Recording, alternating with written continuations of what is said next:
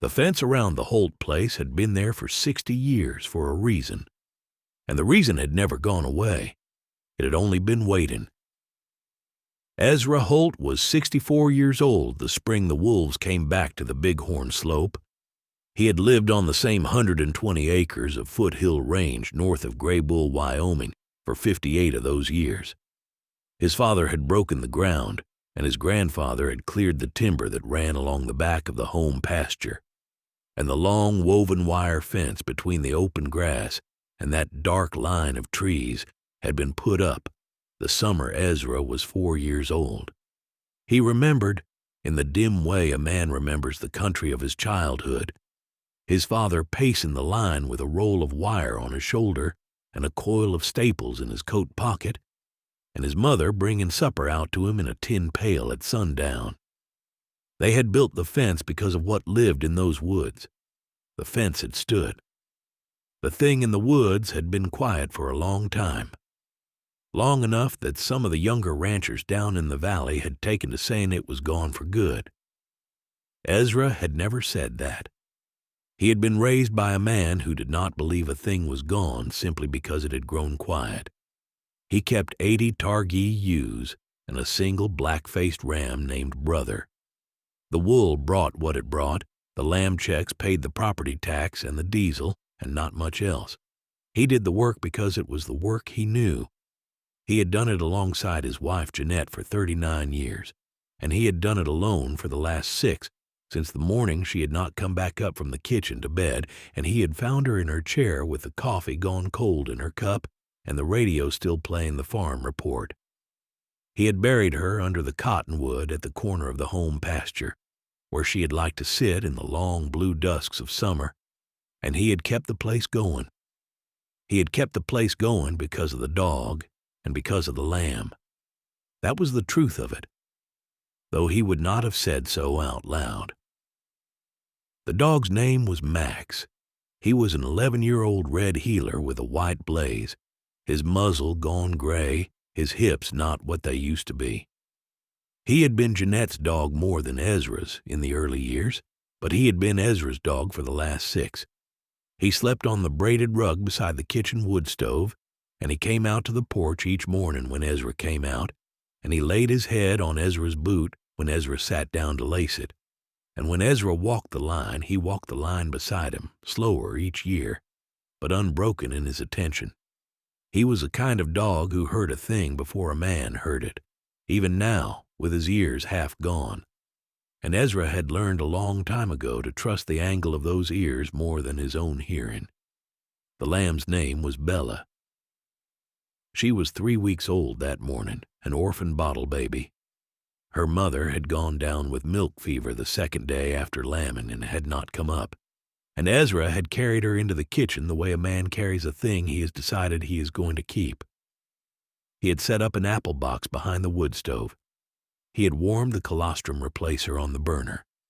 He had fed her with a long-nippled bottle while sitting in his kitchen chair with one boot still on, and Max had laid down on the floor beside the box, and that had been the start of it. She was small, she was fawn-faced. Her wool was the soft cream of a Targhee at 3 weeks, not yet bleached by the sun, and her eyes were the dark, wet eyes a lamb has, set wide on a narrow head. She knew Ezra's voice, she knew Max's smell. She had begun, in the way of bottle lambs, to follow the two of them around the house and the porch and the home pasture, as if she had been born to it, and Ezra had begun to forget, in the small hours of the morning when he sat in the kitchen with her on his knee and the bottle in his hand, that he was a 64-year-old man living alone. He had heard the first wolf the second week of March. It had been late, near midnight, the wind down off the mountain. He had gone out to the porch in his shirt sleeves to bring in an armful of stove wood, and he had stopped on the top step with the wood balanced against his ribs, listening. The howl had come long and clean and far from somewhere up in the timber. A single voice. Then it was answered. Then a third. He had stood there on the porch in the cold for a long minute, and he had thought of his father walking the fence line with the roll of wire on his shoulder, and he had thought, they have come back then. and he had taken the wood inside and put it in the box by the stove, and he had said nothing about it to anyone. He had walked the fence line in the morning, the whole quarter-mile of the back run, and he had marked 3 places where it sagged. He had not yet got to fixing them. That was the part, afterward, he could not stop turning over in his mind. The morning Bella followed the butterfly was the first warm morning of April. The home pasture was the soft gray-green of new grass coming up through the mat of last year's, and the cottonwood at the corner had begun to show the pale fuzz of bud. Ezra had set out at first light with a roll of wire and a bag of staples and the post driver, and he had gone up to the back 40 to fix a stretch of corner brace where a bull elk had walked through it sometime in the winter. The walk up was a half hour with bad knees. The work would be most of the day. He had left Bella in the home pasture with the small flock. He had left Max on the porch. The dog had not wanted to come, had stood up when Ezra picked up the post driver, and then, oddly, had laid back down again, his head turned to watch the dark line of timber across the home pasture. Ezra had looked at him. Max had not looked back. He had gone on. It was about 10 o'clock that the butterfly came. It was a tiger swallowtail, large and yellow and black, the kind that comes early in the spring before there are flowers enough for it.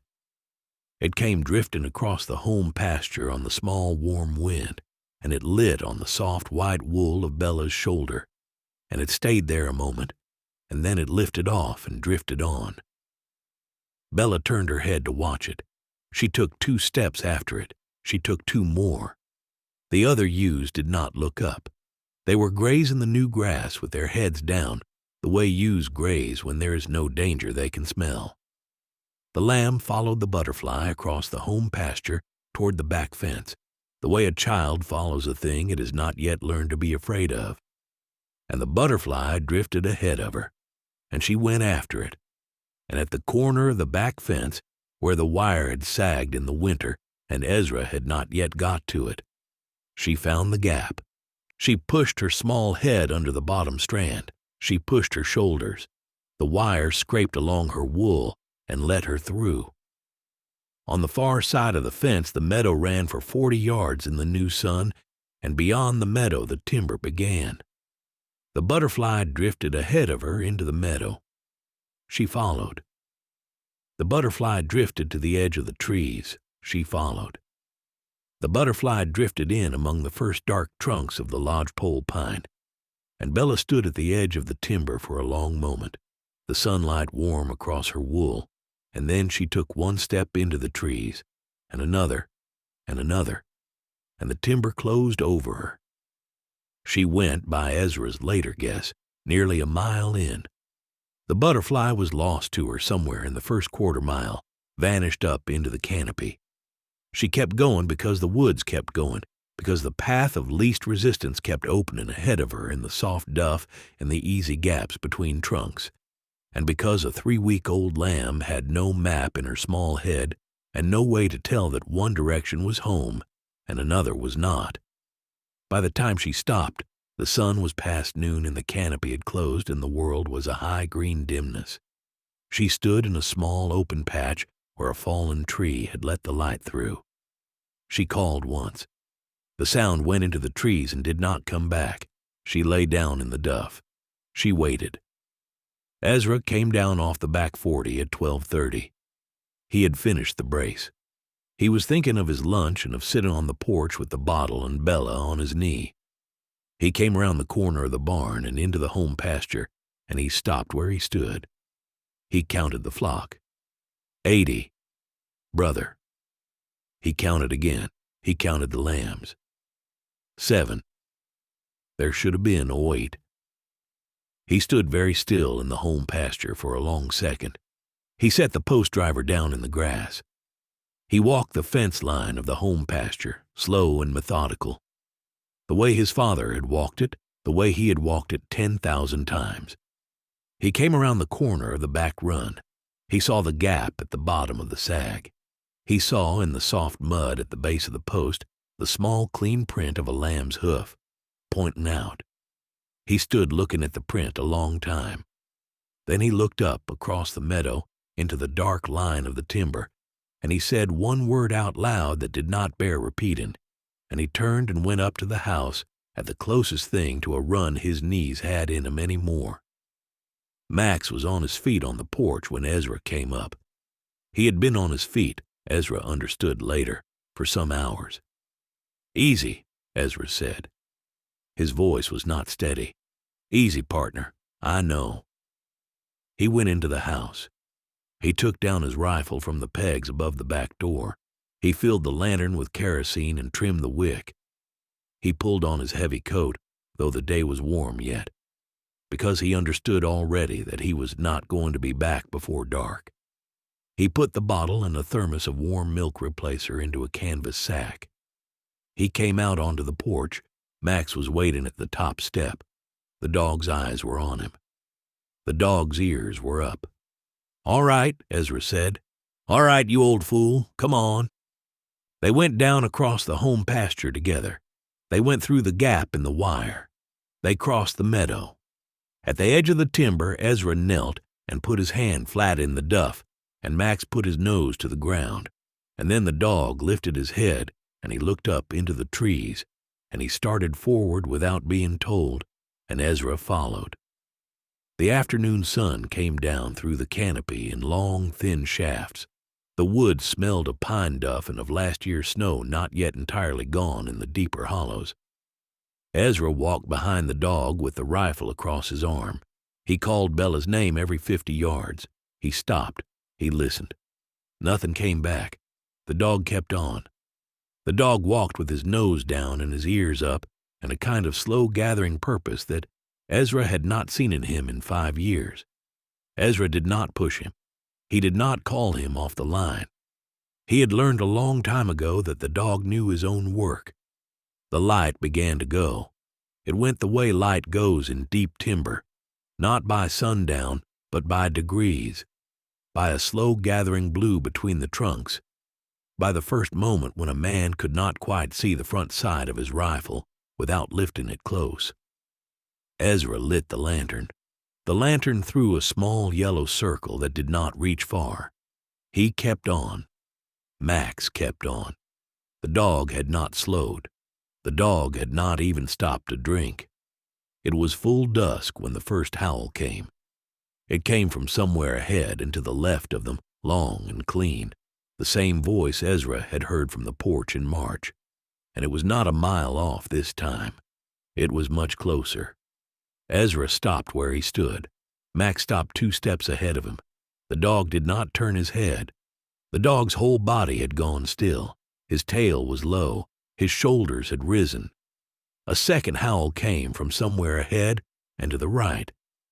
Ezra understood, in the slow, patient way a man understands such things when there is no time to think about them, that there were 2 of them, and that they were moving, and that they were moving toward a thing that was already in the woods. He started to run. His knees would not let him run far. He came 40 yards on the path of the dog, the lantern swinging wild in his hand, and then he had to slow, and then he had to walk. Max had not waited. The dog was gone in the dimness ahead. Only the sound of his paws in the duff and the dry clatter of a dead branch he knocked aside. Ezra called him. Max did not come back. Ezra came on as fast as he could come, and the lantern threw its small yellow circle ahead of him, and his own breath was loud in his ears, and he could not hear the dog any more. He came into the small open patch where the fallen tree had let the light through about 10 minutes after that. The lantern caught it before he understood what he was seeing. The lamb was at the base of a moss-covered trunk on the far side of the patch, pressed flat to the ground with her small white head down. The wolf was in the open, 20 feet from her, low to the duff, its yellow eyes catching the lantern. It was a young male, lean and long-legged, its winter coat still on it in patches. Between the wolf and the lamb, sideways across the ground, his head low and his teeth bared, and a thin line of foam at the corner of his mouth, stood Max. The dog was making a sound Ezra had never heard him make. It was not a bark. It was a low, continuous note, a working sound. The sound a dog makes when it has decided that what stands in front of it does not pass. His ears were flat against his skull. His shoulders were forward. His old ruined hips were planted square in the duff. The wolf took one step. Max took one step to meet it, and the sound in his throat rose, and the wolf stopped. Ezra did not raise the rifle. He understood in that moment that the rifle was not what was needed. He stood at the edge of the patch with the lantern held high, and he said, quiet and steady, "That'll do, partner. Easy, that'll do." Max did not look at him. The wolf looked at the lantern. It looked at the man behind the lantern. It looked at the dog.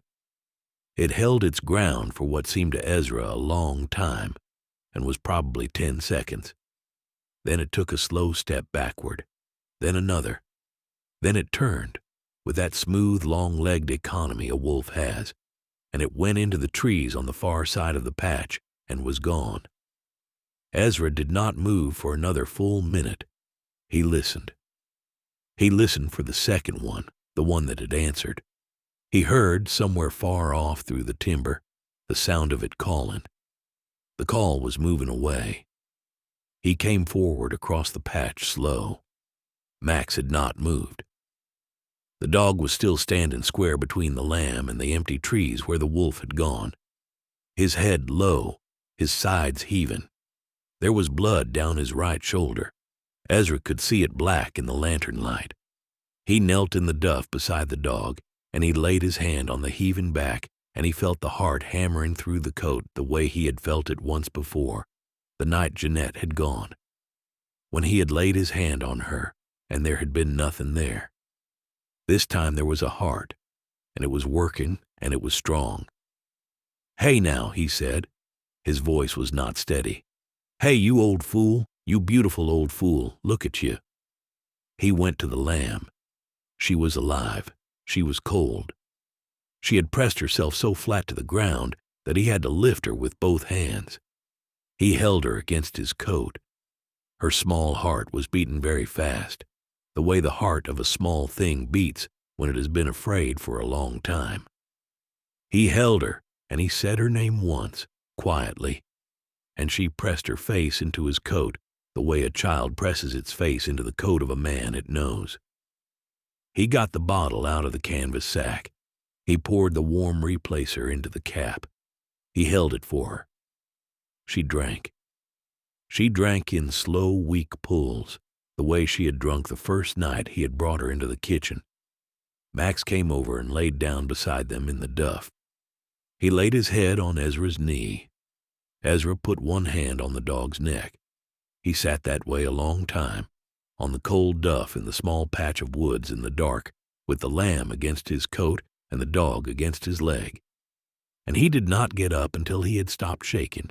He carried her home in his coat. It was past midnight when the lantern came up through the gap in the wire of the home pasture.